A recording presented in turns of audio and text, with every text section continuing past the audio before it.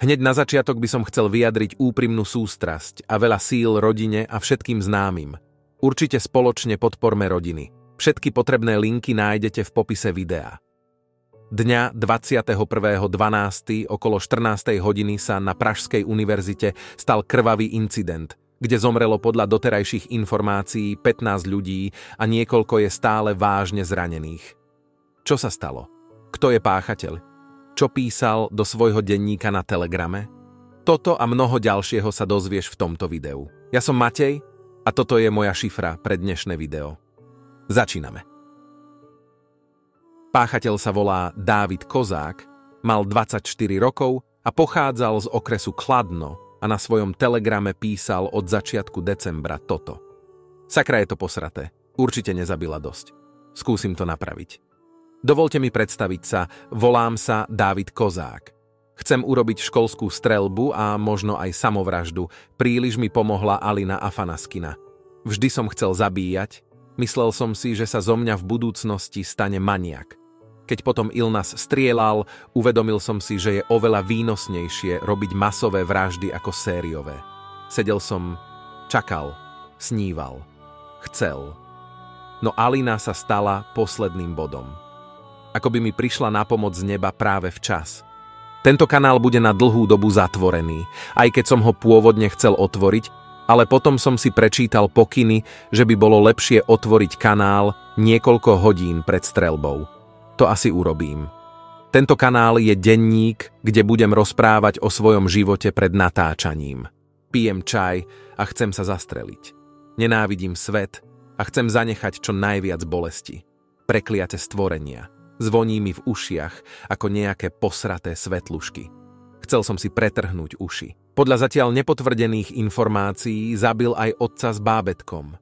Policajti potvrdili, že Dávid na streľbu použil útočnú pušku Z-30. Střílel i po policistech a protože já jsem viděl, že ti policisté dole vlastně nemůžou ho vidět. On měl výbornou střeleckou pozici, musel si to dlouho připravovat, měl výbornou zbraň, měl útočnou pušku ZEV-30. Co to je útočná puška, tak to je zbraň, kde já bych čekal, že ji bude mít armáda, možná policie. Kde se dá taková zbraň pořídit v Česku? Ta zbraň se dá normálně legálně koupit na zbrojní průkaz. Otázkou je, jestli on tu zbraň někomu neukradl. To je na tom, aby to vysvětlila policie, nicméně ta zbraň se dá samozřejmě legálně koupit. Refresheru sa podarilo spraviť exkluzívny rozhovor. Toto povedal študent, ktorý bol v budove v inkriminovaný moment. Môžeš opísať, čo sa dialo? Keď sme vyšli z posluchárne, tak sme na schodisku uvideli policajtov so zbraňami. Vrátili sme sa do triedy a všetci sme sa schovali na zem. Následne nás polícia vyzvala, aby sme rýchlo utiekli von. Ako si sa dozvedel, že je situácia vážna? Počuli sme nejaké rany, ale mysleli sme si, že možno iba prievan zabuchol dvere. Bohužiaľ, asi to bola streľba. Komunikoval si s niekým počas evakuácie? Boli sme v skupine medzi kamarátmi, takže sme sa navzájom upokojovali a utekali sme. V akom si psychickom stave? Nemôžem to stále vstrebať. Premýšľam nad tými mladými ľuďmi, ktorí sa zo školy už nevrátili. Je mi to hrozne ľúto. Poznal si niekoho z obetí, alebo je niekto z tvojich blízkych ranený? Dúfam, že nikto z mojich blízkych medzi obeťami ani ranenými nie je.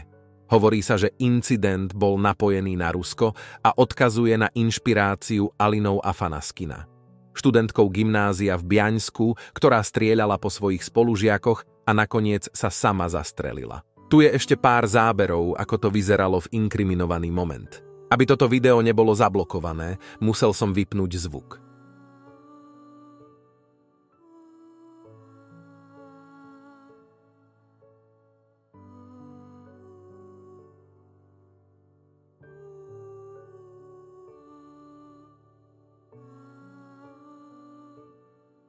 Je to hrozný pohľad a nikto si asi nedokážeme predstaviť, aké je to byť v takejto situácii a verím, že sa to už nikdy nebude opakovať.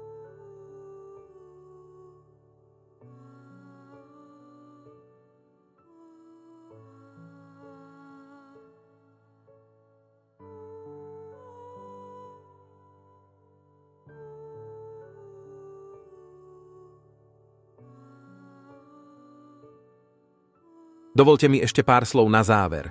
Nevieme, či to spravil sám od seba, alebo je to nejaká organizovaná skupina. Nič menej, dávajte si prosím na seba pozor. Ak máte nejaké informácie, tak ich kľudne napíšte do komentára. Nezabudni zanechať odber pre podobné videá. Toto bola Šifra. Majte sa.